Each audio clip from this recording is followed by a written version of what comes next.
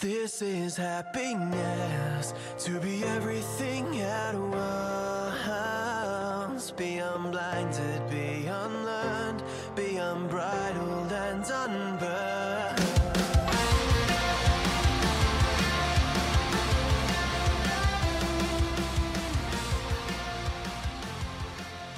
Because no matter how hard a conversation is, I know that on the other side of the difficult conversation lies peace, knowledge.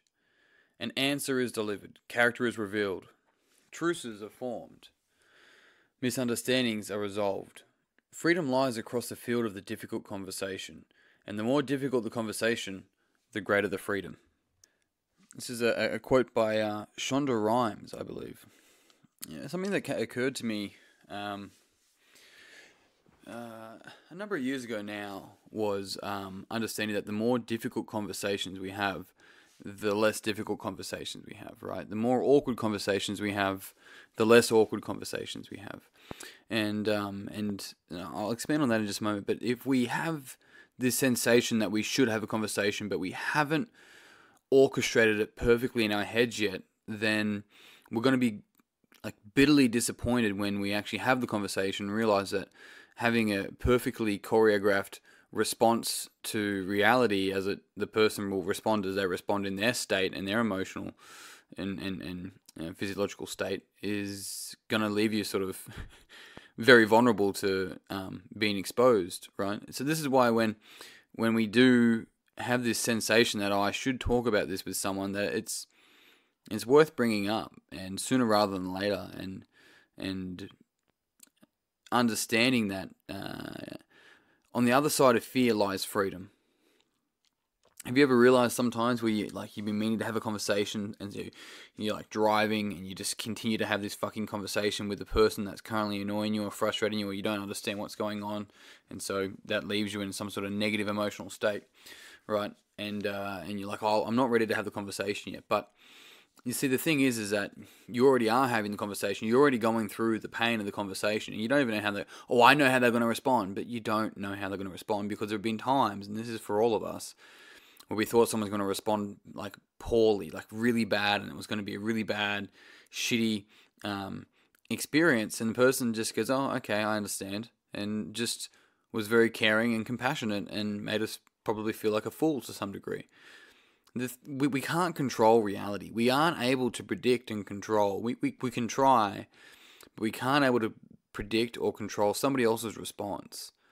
That is showing a lack of control of our own ability to respond, because we're trying to control their response because we don't know how to control ours, because we don't know how to control our response to their response, but their, I suppose, the variety in how they can respond. And so this is why it's so crucial for us to understand that when we lean into difficult conversations, we find truth. We actually know, we learn, we stop doing the whole idea of they did it for this reason, right? We just confront them and go, what was the reason why you did this? They go, well, what's the point of saying that? They're not going to tell me the truth anyway. And it's like, well, then you're still sitting on the right side of the fence, because otherwise you're just going to sit here and make it up in your head. And then when we have these difficult conversations in our head and not with a person, and it's sort of, it has like a to be released date in the future that'll occur, you're still going to go through the exact same emotional responses.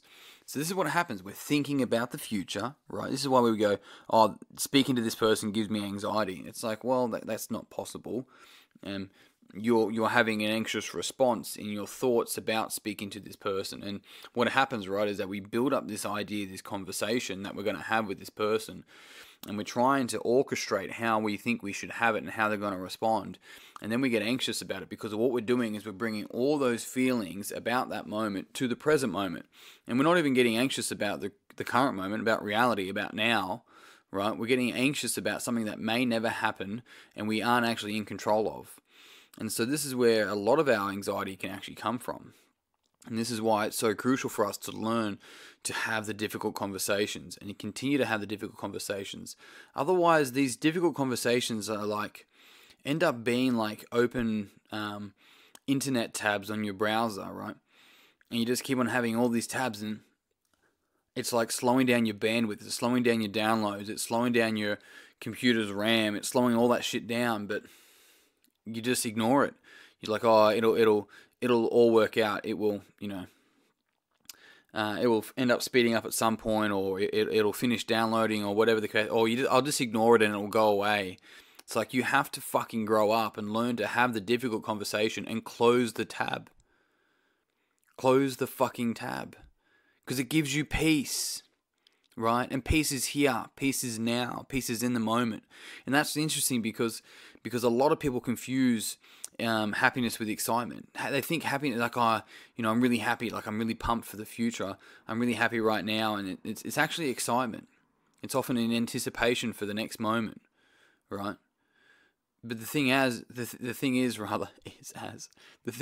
that happiness is peacefulness. And peacefulness is here, now. And so even the pursuit of happiness gives you this illusion that it's somewhere in the future. But happiness is only ever here, now, in any moment that we are living.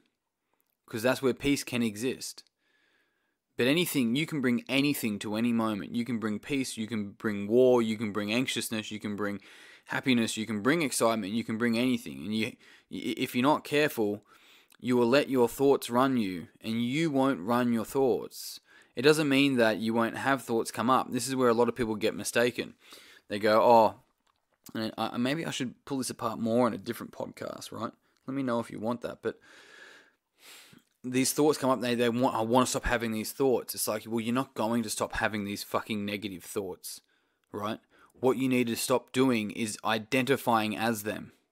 They're going to keep showing up. And just see them like fucking passing clouds. Just see them float past. You don't have to identify as the fucking cloud. You're the earth, right? You don't have to identify as the storm, because you don't have to identify as the sun either, right? We can't eat without the rain, right? The world doesn't work that way. And so understanding that, we're the earth, we're not the weather, is really fucking crucial, because otherwise we just identify as the weather, and the weather being our thoughts. But they come and they go all the time. And so when we can step out of our thoughts and learn to lean into the really challenging conversations, over time, it becomes easier and easier and easier. It's like lifting a weight, right? You lift a heavy weight one time, and then you keep lifting it over time, and you get stronger.